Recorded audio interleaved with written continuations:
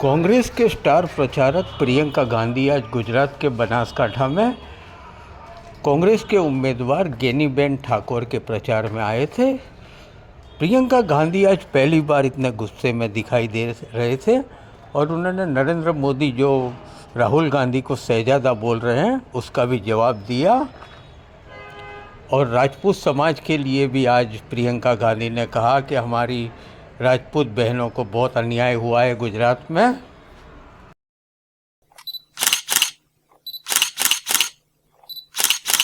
यहां राजपूत समाज की महिलाओं का कितना अपमान किया गया। मोदी जी ने क्या किया? क्या हटाया उस प्रत्याशी को? हटाया उस प्रत्याशी को? आपकी मांग क्या थी? आपकी मांग ये थी कि हटे, आपको अपमानित किया। मोदी जी ने सुनी आपकी बात? आपकी सुनवाई हुई? मैं आपसे वादा करती हूं बहनों कि अगर हमें मौका मिला हम देश भर में आपकी बात हम फैलाएंगे, बताएंगे और इस तरह का अपमान आपके साथ हम नहीं होने देंगे। आज मेरी बहनों, जहां जहां महिलाओं का अपमान किया गया है वहां मोदी जी की सरकार ने जिन्होंने अपमान किया, जो अत्याचार कर रहे हैं, उनका साथ दिया है, उनके पक्ष में खड़ी हुई है इनकी सरकार, आपके पक्ष में नहीं। हाथरस में महिला के साथ अत्याचार हुआ, उसको जला के मार डाला। भाजपा की सरकार ने उनको बचाया जिसने अत्याचार किया था। उन्नाव में हुआ, मैं उस महिला के घर गई, कोई ऐसा अत्याचार नहीं था जो उसके परिवार पे नहीं बरसाया गया, क्योंकि उस महिला ने आवाज उठाई। उसके साथ अत्याचार करने वाला एक भाजपा के प्रधान का रिश्तेदार था। उस महिला ने, नौजवान थी, आवाज उठाई, कचहरी में गई केस डालने। जहां वो अपमान हुआ था वहां केस नहीं डाला गया तो अगले जिले में चली गई, वहां से डाला। रोज सुबह अकेली जाती थी 6 बजे ट्रेन लेकर अगले जिले में, वहां पे कचहरी में जाती थी अपने केस की सुनवाई के लिए। एक दिन जब वापस आ रही थी तो उसको जलाकर मार डाला। 1 किलोमीटर जलते हुए चली, कोई आया नहीं मदद करने के लिए, पुलिस नहीं आई, कोई नहीं आया। जब मैं उसके घर गई तो उसके पिताजी ने मुझे बताया कि क्योंकि उसने आवाज उठाई थी, उसके भाइयों को पीटा गया था, उसके पिताजी को पीटा गया था, पिताजी के खेत जला डाले थे, लेकिन सरकार से कोई मदद नहीं मिली। मोदी जी ने कोई मदद नहीं की। हमारी बड़ी बड़ी ओलंपिक की मेडलिस्ट महिलाएं जो लड़ी, देश के लिए मेडल लाई, जब मेडल लाई तो मोदी जी ने उनके साथ फोटो खिंचवाई और सारे अखबारों में लिखा था कि देखिए मोदी जी हैं तो मुमकिन है, मोदी जी की वजह से ये मेडल लेके घर आई हैं। जब वही महिला सड़क पे उतरी क्योंकि उसके साथ अत्याचार हुआ था, मोदी जी ने उनकी मदद नहीं की। उस महिला ने, उसकी आंखों में आंसू थे जब उसने मुझे बताया कि दीदी मैंने सोचा था कि मैंने इतना बड़ा काम किया है, देश के लिए मेडल लाई हूं, अगर मैं यहाँ पे बैठ के मांग करूंगी तो जरूर मेरे साथ न्याय मिलेगा, मुझे न्याय मिलेगा। लेकिन उसे न्याय नहीं मिला। आपको मालूम है क्या तोहफा मिला उसको, जिसने उस पे अत्याचार किया? आज उसका बेटा भाजपा के टिकट पे खड़ा है।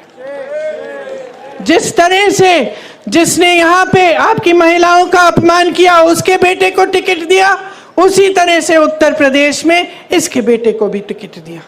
ये है नरेंद्र मोदी जी की सरकार की असली। वो मेरे भाई को शहजादा बोलते हैं। मैं उनको बताना चाहती हूं, ये शहजादे 4000 किलोमीटर पैदल चले हैं, कन्याकुमारी से कश्मीर तक आपकी समस्याओं को सुनने के लिए चले हैं। मेरी बहनों से मिले हैं, मेरे भाइयों से मिले हैं, किसानों से मिले हैं, मजदूरों से मिले हैं और सबसे प्यार से मिलकर पूछा है कि तुम्हारे दिल में क्या मुश्किलें हैं, तुम्हारे जीवन में क्या समस्याएं हैं, उनको हम हल कैसे कर सकते हैं। और एक तरफ आपके शहंशाह नरेंद्र मोदी जी महलों में रहते हैं, आपने कभी टीवी पे उनका चेहरा देखा है? एकदम साफ सुथरा सफेद कुर्ता, एक दाग नहीं है धूल का, एक बाल इधर से उधर नहीं हो रहा है। वो कैसे समझ पाएंगे आपकी मजदूरी, आपकी खेती? कैसे समझ पाएंगे?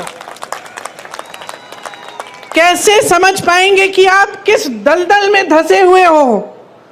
महंगाई से आप दब चुके हो, हर तरफ महंगाई। मेरी बहनें, मिट्टी के का तेल आज कितने का है? सब्जी खरीदने जाती हो, मिलती है क्या? तुम भाव क्या है उसका? पेट्रोल डीजल का दाम क्या है? मेरे किसान भाइयों, किस तरह से गुजारा कर रहे हो? खेती के हर सामान पे जीएसटी है, हर सामान महंगा हो चुका है। मेरी बहनें, अगर कोई त्योहार होता है, कुछ खरीदना पड़ता है, नए कपड़े, बच्चों के लिए कोई वर्दी खरीदनी पड़ती है, फीस भरनी पड़ती है, कोई बीमार पड़ जाता है, इलाज करना पड़ता है, तो क्या हालत होती है आपकी? ये मोदी जी नहीं जान सकते, क्योंकि मोदी जी अब अपने महल में बंद हैं, सत्ता से घिरे हुए हैं। उनके आसपास जितने भी लोग हैं उनसे डरते हैं, उनको कोई कुछ कहता नहीं है, और अगर कोई आवाज उठा भी ले तो उस आवाज को दबाने की कोशिश होती है। आज उनको ये नहीं पता है कि आप कितनी समस्याओं से जूझ रहे हैं। आप देखिए, यहां राजपूत समाज की महिलाओं का कितना अपमान किया गया। मोदी जी ने क्या किया? क्या हटाया उस प्रत्याशी को? हटाया उस प्रत्याशी को? आपकी मांग क्या थी? आपकी मांग ये थी कि हटे, आपको अपमानित किया। मोदी जी ने सुनी आपकी बात? आपकी सुनवाई हुई? मैं आपसे वादा करती हूं बहनों कि अगर हमें मौका मिला, हम देश भर में आपकी बात हम फैलाएंगे, बताएंगे, और इस तरह का अपमान आपके साथ हम नहीं होने देंगे। आज मेरी बहनों, जहां जहां महिलाओं का अपमान किया गया है, वहां मोदी जी की सरकार ने, जिन्होंने अपमान किया, जो अत्याचार कर रहे हैं, उनका साथ दिया है, उनके पक्ष में खड़ी हुई है इनकी सरकार, आपके पक्ष में नहीं। आपसे जब जब आते हैं चुनाव के समय आपसे बात करने के लिए, तो क्या बातें करते हैं? आए थे अभी 2-3 दिन पहले, मैंने सुना उनका भाषण। चुनाव है हिंदुस्तान में, बात हो रही है पाकिस्तान की।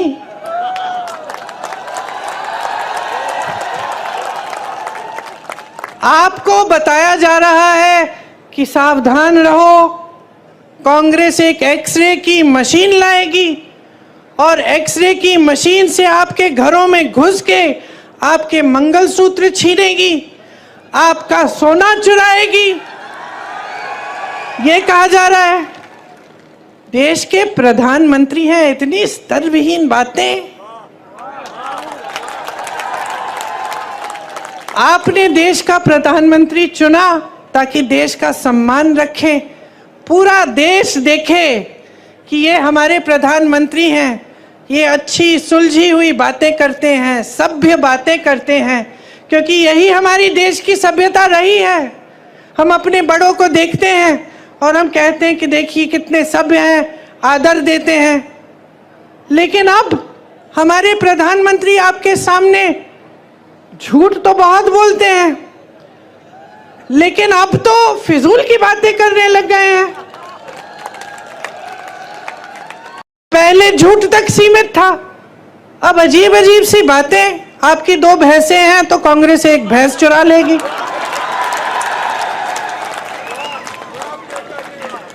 पचपन सालों से कांग्रेस की सरकार रही है इस देश में, जरा बताइए किसकी भैंस चुराई हमने? किसी की गहने चुराए? किसी के मंगलसूत्र पे आंच आने दी? और आज हम आपके घरों में एक्सरे की मशीन, सबसे पहले तो ये बताएं कि कैसी है भाई ये एक्सरे की मशीन जो मंगलसूत्र निकाल के ढूंढती है? मैं भी देखना चाहती हूँ। कुछ ऐसा है भी इस दुनिया में? और अब हम आकर आपके घरों के अंदर चोरों की तरह आपके भैंस चुराएंगे, आपका सोना चुराएंगे। क्यों? क्योंकि उनका वो पुराना जो रट है वो चल नहीं रहा है। क्योंकि आज इस देश की जनता जाग रही है, क्योंकि आज इस देश की जनता कह रही है कि मेरे मंच पे आओगे तो मेरी काम की बात करो। आज इस देश की जनता कह रही है मुझे इस चुनाव को हिंदू मुसलमान पे नहीं लड़ना है, मुझे इस चुनाव को बिजली, पानी, रोजगार, महंगाई पे लड़ना है। आज इस देश की जनता कह रही है कि बहुत हो गया मोदी जी, बहुत हो गया, बहुत देख ली आपकी नौटंकी, बहुत सुन लिया आपके भाषण, लेकिन आपके भाषणों में एक लफ्ज हमारे लिए नहीं रहा। आज देश की जनता कह रही है कि मोदी जी हमें बताइए, 10 साल से हमने आपको पूरी सत्ता दी, उस सत्ता का क्या किया आपने?